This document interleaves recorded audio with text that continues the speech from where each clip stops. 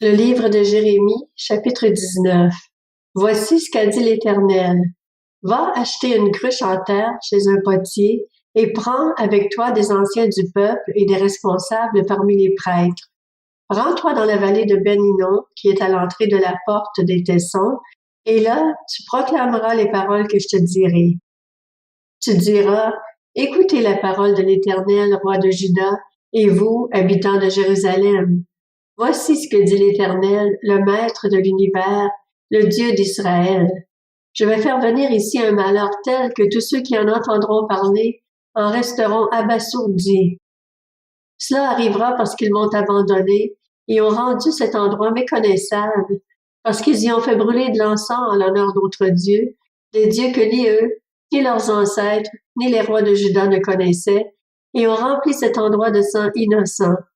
Ils ont construit des hauts lieux en l'honneur de Baal pour brûler leurs enfants en holocauste à Baal. Cela, je ne l'avais ni ordonné, ni prescrit. Cela ne m'était pas venu à la pensée.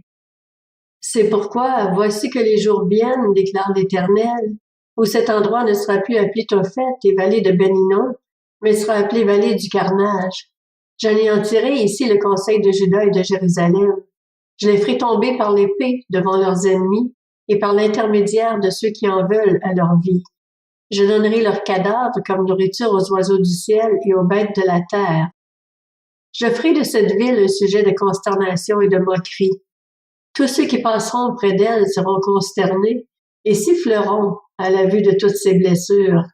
Je leur ferai manger la chair de leurs fils et de leurs filles, et ils se mangeront les uns les autres, à cause du siège et de l'angoisse que leur imposeront leurs ennemis, et ceux qui en veulent à leur vie.